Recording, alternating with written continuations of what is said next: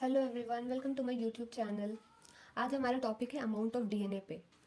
तो डीएनए जैसे हर चीज़ का कुछ अमाउंट होता है, कुछ वेट होता है, वैसे डीएनए का भी एक अमाउंट होता है हमारे सेल में, जो कि एग्जिस्ट करता है 2C और 4C के फॉर्म में। जब सेल हमारा जीवन फेज में होता है तो जो डीएनए होता है हमारा वो क्रोमैटिन के फॉर्म में एग्जिस्ट करता है, तो उस वक्त हमारा डीएनए का अमाउंट होता है 2C अमाउंट जीवन फेज में कांस्टेंट रहता है। G2 जब एस फेज आता है, एस फेज में डीएनए का रेप्लिकेशन होता है। जब डीएनए का रेप्लिकेशन होता है तो दो डीएनए बन जाता है, मतलब क्रोमैटिन बन जाता है, क्योंकि डीएनए क्रोमैटिन के फॉर्म में एग्जिस्ट करता है। तो 2C से अमाउंट ये हमारा 4C हो जाता है एस फेज में, और ये 4C अमाउंट G2 फेज में कांस्टेंट रहता है 4C। एम फेज में ये अमाउंट 4C से फिर 2C हो जाता है, क्योंकि एम फेज में डिवाइड हो जाता है सेल, डिवीजन फेज ही बोलते हैं एम फेज को। तो जब हमारा सेल डिवाइड हो जाता है तो डीएनए भी डिवाइड कर जाता है, इसीलिए अमाउंट एम फेज में 4C से 2C हो जाता है, यानी कि 4C से 2C हुआ है तो डिक्रीज हो गया है हमारा अमाउंट। और ये एस फेज में अमाउंट जब रेप्लिकेट कर जाता है डीएनए हमारा, तो ये 4C से 2C से 4C हो जाता है, यानी कि इंक्रीज कर जाता है। तो कंक्लूजन क्या निकला कि G1 और G2 फेज में हमारा जो अमाउंट होता है डीएनए का वो कांस्टेंट होता है, जो कि G1 में होता है 2C और G2 में होता है 4C। और M फेज में हमारा डीएनए का अमाउंट 4C से 2C डिक्रीज करता है, और एस फेज में अमाउंट हमारा 2C से 4C हो जाता है, मतलब कि इंक्रीज करता है। अब हम लोग स्टार्ट करते हैं प्लॉइडी। तो अभी हम लोग पहले देखे कि amount of DNA G1 phase में 2C होता है और G2 फेज में 4C होता है। तो G1 फेज या G2 फेज, कोई भी फेज हो, डीएनए जो होता है वो क्रोमैटिन के फॉर्म में ही रहता है। पर अगर हम लोग इसका क्रोमोसोम बनाकर देखें कि इसका क्रोमोसोम कैसा दिखता है, तो G1 फेज में इसका क्रोमोसोम इस तरह से दिखेगा, और G2 फेज में एक क्रोमोसोम पे दो क्रोमैटिड लग जाता है, जबकि G1 फेज में एक क्रोमोसोम पे एक ही क्रोमैटिड रहता है। ये रहता है, ये भी 2N है डिप्लॉयड, और रहता है ये भी 2N है डिप्लॉयड। इसमें भी दो क्रोमोसोम है, इसमें भी दो क्रोमोसोम है, पर G2 फेज में एक क्रोमोसोम में दो क्रोमैटिड लग जाता है, जिसको हम लोग सिस्टर क्रोमैटिड बोलते हैं।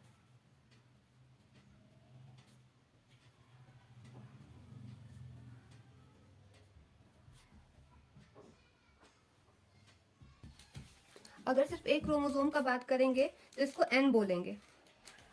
ये दोनों को साथ में हम लोग 2N बोलते हैं। इसमें एक ही क्रोमैटिड सिस्टर क्रोमैटिड रहेगा, मतलब इसमें सिस्टर क्रोमैटिड नहीं होता है, एक ही क्रोमैटिड होता है, और इसमें सिस्टर क्रोमैटिड होता है।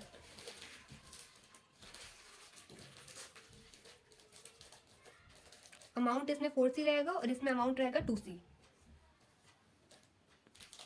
Now we will start M phase. M phase equational division होता है।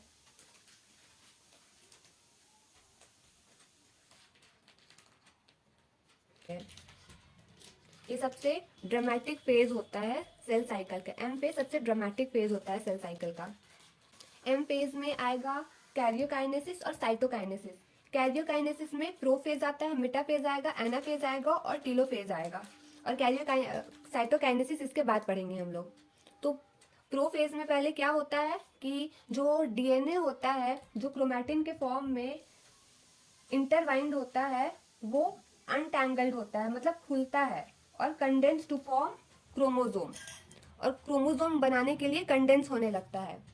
इसके साथ साथ जो सेंट्रोसोम होता है वो डबल होता है और अपोजिट पोल पे मूव करने लगता है। ये सेंट्रोसोम अपोजिट पोल पे मूव कर जाता है, ये पोल्स है, ये दोनों ही अपने अपोजिट पोल्स पे मूव कर जाता है। बहुत सारा ऑर्गेनल्स डिसइंटीग्रेट हो जाता है, न्यूक्लियर मेम्ब्रेन वो भी डिसइंटीग्रेट हो जाता है, वो भी टूट जाता है, और माइक्रोट्यूब्यूलर फॉर्म्स आ जाता है, एस्टर बन जाता है इस तरह से, इसको एस्टर बोलते हैं। उसके बाद जब जो न्यूक्लियर एनवेलप होता है वो टूट जाता है, तो जो क्रोमोसोम होगा वो साइटोप्लाज्म में आ जाएगा।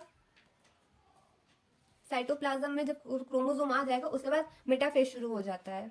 मेटाफेज में complete disintegration of nuclear membrane होता है। न्यूक्लियस का जो मेम्ब्रेन होता है वो कम्प्लीटली डिसइंटीग्रेट हो चुका होता है। उसके बाद जो क्रोमोसोम होता है वो साइटोप्लाज्म में आ जाता है और काइनेटोकोर डेवलप कर जाता है। काइनेटोकोर डेवलप करता है इस तरह से, क्रोमोसोम एक तरफ लगा हुआ आता है, सेंट्रोसोम के साइड साइड में इधर पे काइनेटोकोर आ जाता है। काइनेटोकोर में ही फिर स्पिंडल फाइबर अटैच होता है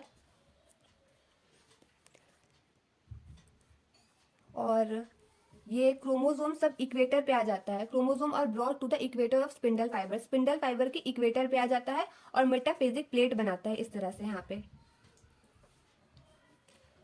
स्पिंडल फाइबर की इक्वेटर पे आ जाता है। उसके बाद एनाफेज आता है। एनाफेज में सिस्टर क्रोमैटिड सेपरेट होने लगता है। सेंट्रोमियर प्रोजेक्टेड टुवर्ड्स पोल्स और आर्म्स ट्रेलिंग बिहाइंड। मतलब सेंट्रोमियर जो होता है वो पोल की तरफ प्रोजेक्टेड होता है। पोल इस तरफ है, पोल की तरफ सेंट्रोमियर प्रोजेक्टेड होता है और आर्म्स ट्रेलिंग बिहाइंड, मतलब आर्म्स उसके पीछे पीछे जाता है इस तरह से। पीछे पीछे आर्म्स जाता है और सेंट्रोमियर पोल की तरफ होता है। उसके बाद आता है टीलोफेज। टीलोफेज में जो क्रोमोसोम होता है वो वापस से डिकंडेंस हो जाता है और न्यूक्लियर मेम्ब्रेन वापस से अपीयर हो जाता है। बहुत सारा जो ऑर्गेनल्स जो वहाँ पे डिसइंटीग्रेट हो गया था वो टीलोफेज में वापस से रीअपियर होने लगता है और स्पिंडल फाइबर भी डिसअपियर हो जाता है। एनाफेज में जब क्रोमोसोम मूव करता हुआ जाता है ऊपर की तरफ, पोल्स की तरफ, तो अगर सेंट्रोमियर अगर बिल्कुल ही मिड पे हो क्रोमोसोम का तो वो वी शेप बनाता है। जब सेंट्रोमियर थोड़े ऊपर की तरफ हो तो वो उसको क्या कहते हैं, सब मेटासेंट्रिक, और वो एल शेप बनाता है। बिल्कुल ही ऊपर में हो तो एक्रोसेंट्रिक बोलते हैं उसको। एक्रोसेंट्रिक जे शेप बनाता है और बिल्कुल एंड पे सटा हुआ हो अगर सेंट्रोमियर तो उसको टीलोसेंट्रिक बोलते हैं। उसको टीलोसेंट्रिक बोलेंगे और वो आई शेप्ड का होता है। अब एक बार स्टार्टिंग से रिवाइज कर लेते हैं प्रोफेज से। तो प्रोफेज में क्या होता है कि chromatin gets condense to form chromosome. Chromatin chromosome में कंडेंस होने लगता है। सेंट्रोसोम अपोजिट पोल पे मूव करने लगता है। ER Golgi body nuclear membrane disintegrate होने लगता है। मेटाफेज में क्रोमोसोम फुल्ली विजिबल होता है। मतलब अगर हम लोग माइक्रोस्कोप में देखेंगे तो सबसे अच्छा क्रोमोसोम हम लोग को मेटाफेज में दिखाई देता है। क्रोमोसोम मेटाफेज में साइटोप्लाज्म में आ जाता है। मेटाफेज में स्पिंडल फाइबर अटैच होता है काइनेटोकोर से। Chromosomes are brought to the equator of spindle fibre. Chromosome equator पे आ जाता है स्पिंडल फाइबर का और मेटाफेजिक प्लेट बनाता है। उसके बाद एनाफेज। एनाफेज में सिस्टर क्रोमैटिड सेपरेट होता है। सिस्टर क्रोमैटिड सेपरेट होगा और जिस तरह से मूवमेंट होता है उसको हम लोग क्या कहेंगे कि centromere projected towards poles project करता है। सेंट्रोमियर, ये सेंट्रोमियर है, ये प्रोजेक्ट करता है टुवर्ड्स पोल और आर्म्स ट्रेलिंग बिहाइंड। क्रोमोसोम का इस पार्ट को आर्म्स बोला जा रहा है जो कि कह रहा है कि ये ट्रेल करता है बिहाइंड, पीछे पीछे जाता है। उसके बाद टीलोफेज। टीलोफेज में क्रोमोसोम वापस से खुल जाता है और क्रोमैटिन के फॉर्म में वापस आ जाता है। न्यूक्लियर मेम्ब्रेन वापस से आने लगता है। जितना सारा ऑर्गेनल्स डिसइंटीग्रेट हुआ था वो वापस से रीअपियर होने लगता है और स्पिंडल फाइबर डिसअपियर हो जाता है। इसके बाद का पार्ट हम लोग नेक्स्ट वीडियो में कवर करेंगे जो कि होगा साइटोकाइनेसिस। अगर आपको नोट्स चाहिए इसके तो आप कमेंट सेक्शन में बता सकते हैं और अगर इसमें से कोई नोट्स चाहिए तो आप वीडियो पॉज करके स्क्रीनशॉट ले सकते हैं।